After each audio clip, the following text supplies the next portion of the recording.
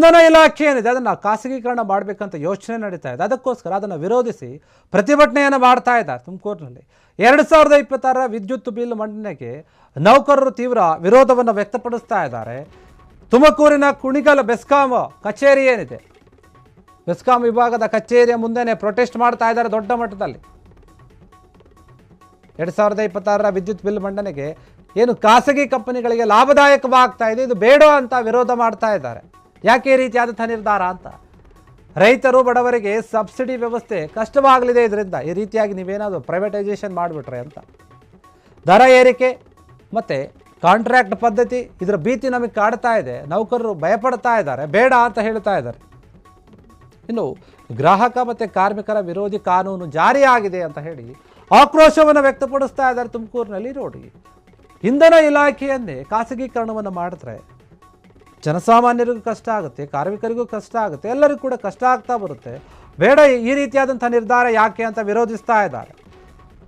ಇಂಧನ ಇಲಾಖೆಯನ್ನು ನೀವು ಖಾಸಗೀಕರಣವನ್ನಾಗಿ ಬದಲಾಯಿಸಿದರೆ ಸಾಕಷ್ಟು ತೊಂದರೆಗಳಾಗುತ್ತೆ, ಬೇಡವೇ ಬೇಡ ಅಂತ ಅಲ್ಲಿನ ಜನ ಕೇಳ್ಕೊಳ್ತಾ ಇದ್ದಾರೆ.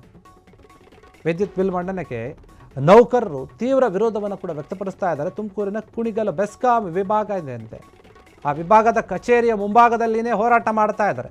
ನೀವು ತೆಗೆದುಕೊಂಡಂತಹ ನಿರ್ಧಾರವನ್ನು ಕೂಡಲೇ ಬದಲಾಯಿಸಬೇಕು ಅಥವಾ ಹಿಂಪಡಿಬೇಕು, ಆ ಯೋಚನೆಯಿಂದಾನೇ ಹೊರಗೆ ಬನ್ನಿ, ವಾಪಸ್ ಬನ್ನಿ ಅಂತ ಪ್ರತಿಭಟನೆ ಮಾಡ್ತಾ ಇದ್ದಾರೆ.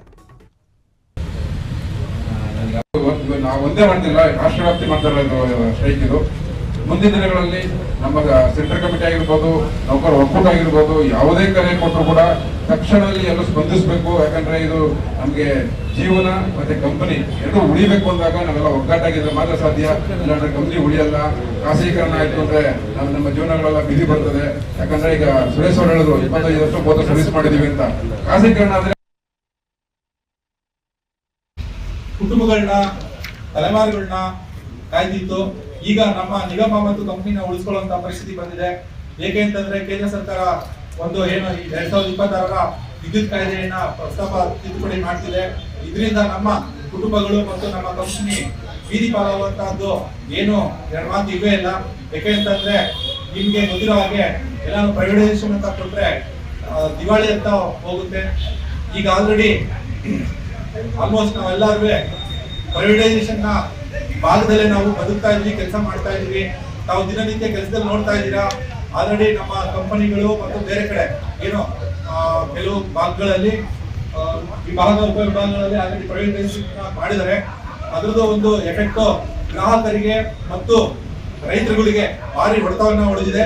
ಯಾವ ರೀತಿ ಅಂತಂದ್ರೆ ಗ್ರಾಹಕರುಗಳಿಗೆ ಸರಿಯಾದಂತ ಒಂದು ಪ್ರೈಸಸ್ ಏನು ಸಿಗ್ತಾ ಇಲ್ಲ, ವಿದ್ಯುತ್ ಕೂಡ ಸರಿಯಾಗಿ ಸರಬರಾಜು ಆಗೋದಿಲ್ಲ.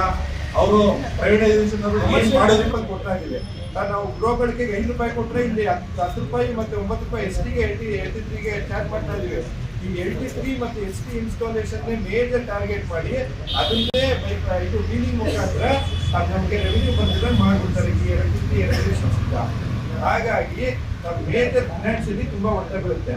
ಮತ್ತೆ ಇನ್ನೊಂದೇನು ಅಂತ ಹೇಳಿದ್ರೆ ಸೆಕೆಂಡ್ ಪಾಯಿಂಟ್ ಪ್ರೈವೇಟೈಸೇಷನ್ ಅಂತ ಹೇಳಿದ್ರಲ್ಲ, ಈ ಆಕ್ಟ್ ಅಲ್ಲಿ ಅರೌಂಡ್ 20% ಯಾವುದೇ ಇದ್ರೂ ಪ್ರೈವೇಟೈಸ್ ಮಾಡಬೇಕು ಅಂತ ಇದೆ. ಯಾವುದೇ ಎಸ್ಕಾನ್ಸ್ ಅಲ್ಲಿ 20% ಪ್ರೈವೇಟೈಸ್ ಮಾಡಬೇಕು ಅಂತ ಇದೆ.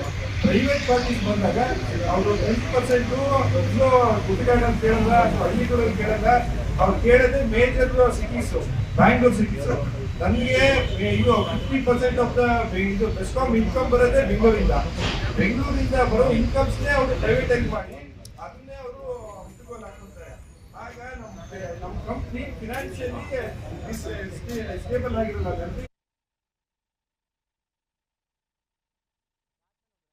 ಕ್ಷಣ ಕ್ಷಣದ ಸುದ್ದಿಗಳಿಗಾಗಿ ಫ್ರೀಡಂ ಟಿವಿ ಸಬ್ಸ್ಕ್ರೈಬ್ ಮಾಡಿ, ಲೈಕ್ ಮಾಡಿ ಹಾಗೂ ಫಾಲೋ ಮಾಡಿ. ಹೊಸ ಸುದ್ದಿಗಳ ನೋಟಿಫಿಕೇಶನ್ಗಾಗಿ ಬೆಲ್ ಐಕಾನ್ ಮೇಲೆ ಕ್ಲಿಕ್ ಮಾಡಿ.